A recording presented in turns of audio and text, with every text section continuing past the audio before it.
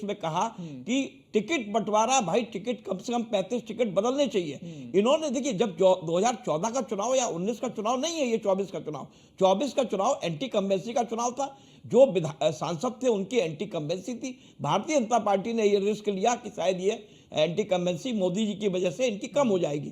एक तो टिकट बंटवारे का, दूसरा क्या हुआ कि जो दो लड़कों की जोड़ी थी, पहली बार अखिलेश यादव एक बड़े मैच्योरिटी के आधार पर एक लीडर साबित हुए, जिन्होंने अपने पिता के रिकॉर्ड को 2009 को ब्रेक किया है। 37 सीटें जीती हैं, 33 सीटें मुलायम सिंह जीते थे 2009 में। ऐसी स्थिति में जो परिपक्वता आई अखिलेश यादव के पास, वो उसका कारण क्या था? उसका कारण यह था कि उनके ऊपर यह आरोप लगता था कि ये तो सिर्फ एमवाई, मुस्लिम एंड यादव, उनको टिकट देंगे और यादवों के टिकट ज्यादा देंगे।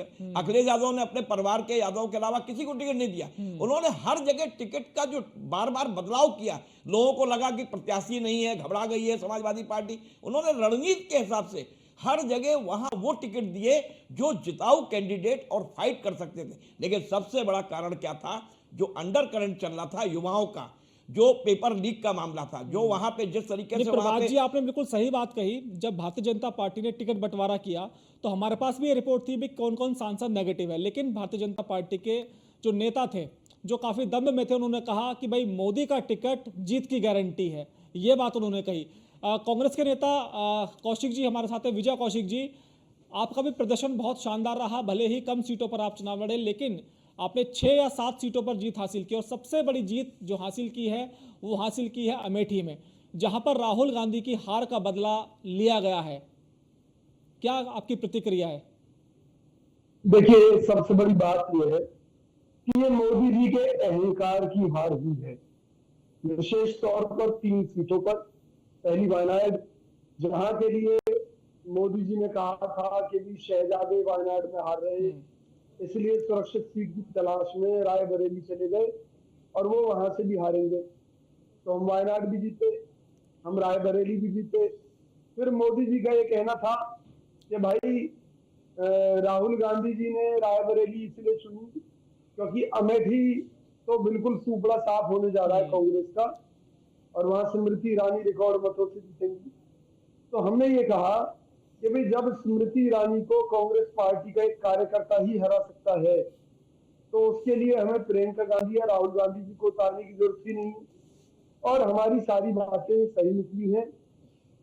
अमेठी से जो रिकॉर्ड जीत कांग्रेस पार्टी के प्रत्याशी किशोरीलाल शर्मा जी ने हासिल की, जो जीत राहुल गांधी जी ने हासिल की रायबरेली से और वायनाड से, उसने कहीं ना कहीं मोदी जी के उस अहंकार को चोट पहुंचाई है, जिसके चलते वो ये समझते थे कि वो राहुल गांधी जी के बारे में कुछ भी कहेंगे। कौशिक जी, आपकी इस बात पर मैं आपको एक बहुत ही रोचक वाक्य बताता हूं। करीब 15 दिन पहले मेरे घर पर मुख्यमंत्री कार्यालय के एक बड़े अधिकारी आए थे, और इत्तेफाक से आपके कांग्रेस से जुड़े एक बड़े पदाधिकारी मेरे घर पर आए थे। तो अमेठी की सीट की चर्चा चल रही थी, तो उसमें मुख्यमंत्री कार्यालय से जुड़े अधिकारी ने कहा कि आप लोगों से गलती हो गई, आपको राहुल गांधी को लड़ाना चाहिए था अमेठी से या प्रियंका गांधी को, तो आप आसानी से चुनाव जीत जाते। लेकिन जो कांग्रेस के बड़े पदाधिकारी थे, उन्होंने कहा कि हमें तो नौकर से हरवाना था। तो कहीं ना कहीं भारतीय जनता पार्टी ने जो बात कही थी कि कांग्रेस अपने नौकर को चुनावी मैदान में उतारा है, तो अब उसने हरा दिया। तो ये भी एक भारतीय जनता पार्टी के लिए बहुत नेगेटिव गया, क्योंकि जब विपक्ष प्रधानमंत्री को चाय वाला बोलता था, तो बीजेपी ने कहीं ना कहीं चाय वाला बोलकर उसको हाइप उस पर ले गए, और एक जो गरीब वर्ग है उसको अपने साथ ले लिया। तो अमेठी के चुनाव में भी हमें ये चीज़ देखने को मिली कि जितना किशोरीलाल शर्मा के लिए नेगेटिव बोला गया, वही उनके लिए वरदान बन गया। ये आप बिल्कुल सही कह रहे हैं। यही तो हम कह रहे हैं कि बीजेपी का अहंकार था कि बीजेपी ने जो सर्वे कराए उसमें इन्हें अपने बहुत से सांसदों की हार का संकेत मिला, लेकिन इन्होंने कहा कि नहीं, मोदी जी के नाम पर हम जिसको भी जनता के ऊपर थोपेंगे, जनता मोदी जी के नाम पर उसे जिता देगी। तो रिजल्ट आपके सामने, जनता ने इनके अहंकार को चोट पहुंचाई है। अच्छा, रोहित जी कुछ कहना चाहे। रोहित जी, कांग्रेस ने कहा है कि भाजपा का अहंकार उसको ले डूबा, क्या कहेंगे इस पर? क्या वाकई आपके अहंकार की हार हुई उत्तर प्रदेश में? देखिए, एक बात समझिए अनुराग भाई, जिस पार्टी का प्रधानमंत्री एक कार्यकर्ता के रूप में कार्य करके एक उदाहरण सेट करते हो अपने पार्टी के मेंबर्स के लिए, उसमें अहंकार जैसी कोई भावना नहीं हो सकती।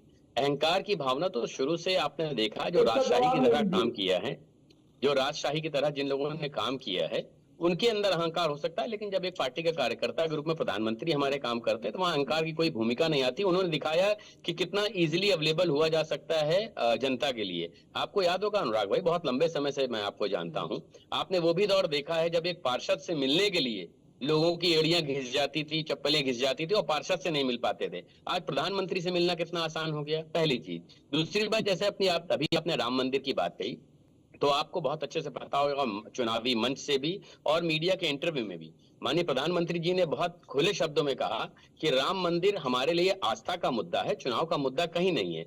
और एक चीज, आपके चैनल चूंकि बहुत नहीं रेपुटेड रोहित जी, चैनल मैं है, आपकी इस तो बात मैं से उसके सहमत नहीं माध्यम हूँ। से देखिए, एक चीज भले ही पूछना चाहूंगा प्रधानमंत्री जी अनुराग ने भाई। कुछ भी कहा हो, लेकिन चुनावी मुद्दा था।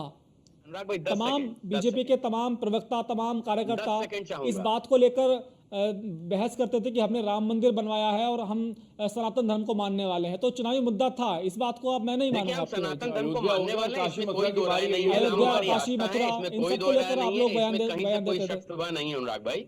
हम राम को मानने वाले हैं, हम सनातन को मानने वाले हैं, इसमें कहीं दो राय नहीं। लेकिन मैं एक सवाल आपके मन से जरूर पूछना चाहूंगा, क्योंकि बहुत फेयर छवि है आपकी। आज के परिणाम, यदि विपक्ष ये कहता है कि हाँ सब कुछ सही है, इसमें कोई गलती नहीं हुई है, कोई गलत नहीं हुआ, कोई बेवफा नहीं हुआ, तो क्या मैं मानूं कि आगामी चुनावों में जब परिणाम आएंगे तो ठीकरा ईवीएम पे नहीं फोड़ा जाएगा? यदि आज के चुनाव के डिसीजंस को ये फेयर मानते हैं तो, क्योंकि आपने इससे पहले के चलन देखे होंगे, 14 से लेकर के 22 तक तो यही रहा, ईवीएम ही बेवफा होती रही है। तो अगर आज के परिणाम ये सत्य मानते हैं और जानते हैं कि निष्पक्ष निर्णय आया है, तो क्या आगामी चुनाव में ये ईवीएम का मुद्दा रोएंगे नहीं? इस बात की क्या गारंटी आपके चैनल से देना चाहेंगे? नहीं, आज तो खैर ईवीएम बेवफा नहीं निकली। मैं बात करता हूँ तो डीपी आगे यादव भी जी से, क्या नहीं समाजवादी दिखेगी? पार्टी मैं के इस बात नेता को मानूं, क्योंकि हैं। डीपी यादव जी बेवफा तो बताइए, कभी भी हो सकती आज थी तो ना, आज ईवीएम भी हो बेवफा सकती नहीं थी। निकली, ईवीएम ने बिल्कुल आज दोस्ती निभाई पूरी अपनी। अनुराग जी, इसके लिए रोना पहले नहीं रोना देखिए, जो चाहिए। आपने अयोध्या सीट की बात की थी, उस पर मैं एक दो बात कहना चाहूंगा। जी। देखिए, अयोध्या सीट बहुत महत्वपूर्ण सीट थी।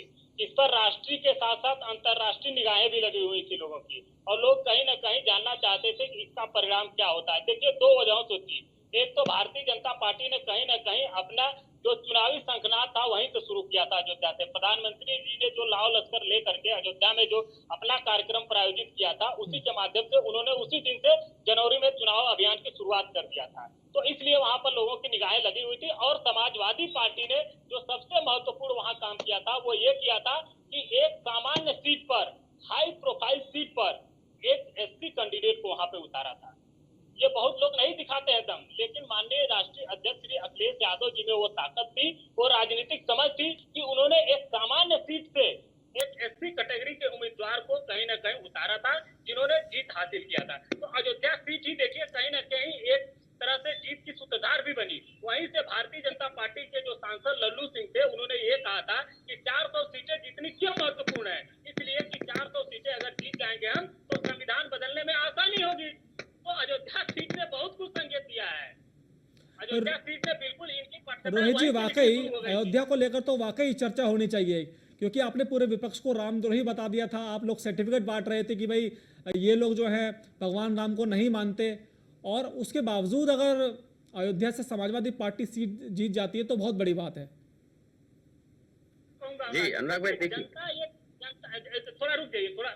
जनता ने इस चुनाव को कहीं ना कहीं भारतीय जनता पार्टी जो नैरेटिव सेट करना चाहती थी, जो perception Bharatiya Janata party create करना चाहती थी, तो अंग्रेजी की एक कहावत है कि perception is more dangerous than reality. जो परसेप्शन होता है वो रियलिटी से बहुत ज्यादा खतरनाक होता है। तो उसको जनता ने नकार दिया। जनता ने कहा नहीं, हम अब भारतीय जनता पार्टी के बनाए गए मुद्दों पर चुनाव नहीं लड़ेंगे, हम जो है अपने मुद्दों पर चुनाव लड़ेंगे। बिल्कुल। और एक स्थिति ऐसी भी हो गई रोहित जी कि वहाँ अयोध्या अखिलेश यादव पहुंचे, लेकिन राम मंदिर दर्शन करने के नहीं पहुंच रहे। इस मुद्दे को उठाया गया उस वक्त चुनाव प्रचार के दरमियान। अच्छा डीपी जी से एक सवाल तो पूछ ही लेते हैं। अब तो अयोध्या जीत गए, अब क्या अखिलेश यादव को राम मंदिर ले जाएंगे दर्शन कराने? यही मैं क्लियर करना चाहता हूँ कि भारतीय जनता पार्टी जिसको जहां चाहेगी वो वहां नहीं जाएगा, जो जहां चाहेगा वहां जाएगा। लोग अयोध्या में सदियों से जाते थे और सदियों तक जाएंगे। जनता इस बात को बखूबी जान चुकी है। लेकिन जनता इस बात को भी जानती है कि भारतीय जनता पार्टी अयोध्या की आड़ में जो अपना एजेंडा सेट करना चाहती है, जो अपने मुद्दे जनता के ऊपर थोपना चाहती है, जो महंगाई से ध्यान हटाना चाहती थी, जो कहीं ना कहीं बेरोजगारी से ध्यान हटाना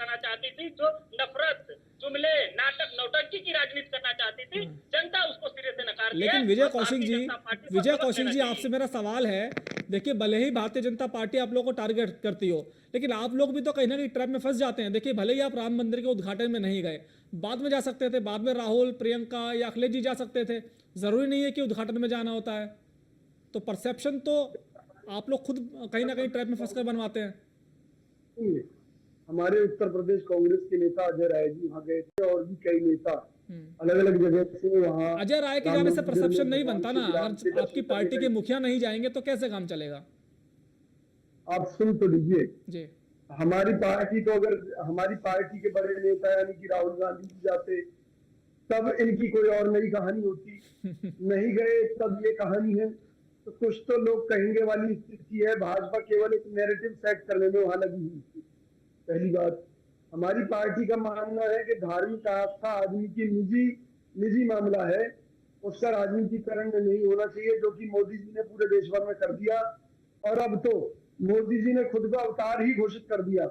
अब मोदी जी को श्री राम की जरूरत नहीं है, मोदी जी खुद अवतार बन गए। उन्होंने खुद कहा है कि वो जैविक नहीं है, वो तो भगवान के अवतार है। और जो कांग्रेस पार्टी है, सही मायने में तो हमारी पार्टी श्री राम के भरोसे चुनाव लड़ी है और भगवान श्री राम के भरोसे ही हम इस चुनाव में बीजेपी के अहंकार पर चोट कर पाने में सफल सिद्ध हुए हैं। और हमें अभी भी पूरी उम्मीद है कि जो बीजेपी के घटक दल हैं, जो किसी डर की वजह से, तानाशाही की वजह से उनके साथ हैं, आज नहीं तो कल वो मोदी जी को छोड़ेंगे, क्योंकि मोदी जी ने इस देश की अर्थव्यवस्था को रसातल में पहुंचा दिया है। इस देश में महंगाई, बेरोजगारी चरम पर पहुंचाकर एक घोटालों के नए कीर्तिमान मोदी जी ने स्थापित किए हैं। तो हमें अभी भी उम्मीद है। और ये जो लड़ाई लड़ी थी कांग्रेस पार्टी ने, देश के लिए लड़ी थी, इसलिए अपने ऊपर घाव झेले हैं कांग्रेस पार्टी ने इस लोकसभा चुनाव में, केवल और केवल देश को बचाने की खातिर। ये कौशिक जी, मैंने भी जब भारतीय जनता पार्टी के कई नेताओं का इंटरव्यू लिया चुनाव के दौरान, तो मैंने भी उनसे कहा कि क्या जब कोई राम मंदिर जाएगा तभी राम भक्त कहलाएगा? क्या बीजेपी राम भक्त का सर्टिफिकेट जारी करेगी? मैंने भी उनसे कई सवाल पूछे। मुझे भी कई बार ये गलत लगता है कि भाई आप लोग विपक्ष को केवल एक ऐसे ट्रैप में फंसाते हैं। हमारे साथ प्रभात त्रिपाठी जी वरिष्ठ पत्रकार हैं, उनसे मैं बात करता हूं। ये तो अयोध्या की बात होगी त्रिपाठी जी, अब हम बात करते हैं पूर्वांचल पर। पूर्वांचल में आप देखिए कि जो भाजपा का जो किला था वो ध्वस्त हो गया। अखिलेश यादव ने वहां जो जातियों का गणित था उसमें बीजेपी को फंसा दिया। 18 सीटें डायरेक्ट तौर पर मैं सी जानता हूं जिसमें ओबीसी को टिकट दिया गया, पिछड़ों को, अति पिछड़ों को। तो भाजपा उस ट्रैप को क्यों नहीं समझ पाई, क्या लगता है आपको? नहीं, देखिए पूर्वांचल में पिछले 19 में भी वहाँ स्थिति खराब हुई थी भारतीय जनता पार्टी की। देखिए भारतीय जनता पार्टी जो छोटी छोटी जातियों को जोड़ने की बात, राजभर को या सोनेलाल पटेल हो या निषाद हो या जैसे गाजीपुर की सीट है, वहाँ जातिगत आधार पे जो गुणा भाग था उसको भांपने में और उसको इम्प्लीमेंट करने में वो विफल रही और वो हार गई। मैं थोड़ा सा एक बहुत बड़े ब्रॉड लेवल पे एक बड़ी बात कहना चाह रहा हूँ कि यूपी की हार और देश की में एनडीए कैसे इतने पे रुका, इसकी समीक्षा होगी, जातिगत आधार पे भी होगी, टिकट बंटवारे पे भी लेगी। लेकिन एक बड़ी बात है, भारतीय जनता पार्टी ने जिस तरीके से 400 का जब नारा दिया था, उसके बाद मुझे बहुत सूत्रों से पता है कि जो संविधान बचाओ की बात खड़गे जी ने लाए थे और एक लाइन का नारा संविधान बचाओ। देश में आज एनडीए की सरकार बनने जा रही है, मोदी हैट्रिक लगा रहे हैं, ये एक मतलब सबके सामने है और कोई सरकार जाने वाली नहीं है, कोई सहयोगी दल भागने वाले नहीं है एनडीए के। लेकिन एक फर्क है इस 2024 की सरकार का कि एक मजबूत सरकार की जो बात प्रधानमंत्री नरेंद्र मोदी ने देश की जनता से कही थी, जनता ने मैंडेट एक कमजोर सरकार का दिया है। कमजोर सरकार का मेरा कहने का औचित्य यह है कि 240 भारतीय जनता पार्टी जो बहुमत में भी नहीं है, जिसकी 303 सीटें थी वो 240 में आ गई, 60-65 सीटें कम हो गई। तो अब जो निर्णय देश के होंगे वो निर्णय एनडीए के गठबंधन दल के साथ मिलके उनकी सहमति के आधार पे होंगे। क्या भारतीय जनता पार्टी उसी तरीके से एक मजबूत सरकार की तरीके से इस देश में निर्णय ले पाएगी? एक तो ये सवाल है। जैसे 8 बजे प्रधानमंत्री जी आते हैं, नोटबंदी करके चले जाते हैं। हाँ, यही मेरा कहना है। और देखिए एक चीज बस मैं उसको पूरी कानून को लेकर नहीं मैं बस अनुराग जी पूरी कर रहा हूं अपनी बात को। देश की जनता ने ये भांप लिया। जब संविधान बचाओ की बात आई तो जो नीचे लेवल पे जो गरीब मतदाता, जो जिसे कहते हैं बहुत अंतिम पायदान में बैठा हुआ, या जो SC वर्ग का है, OBC वर्ग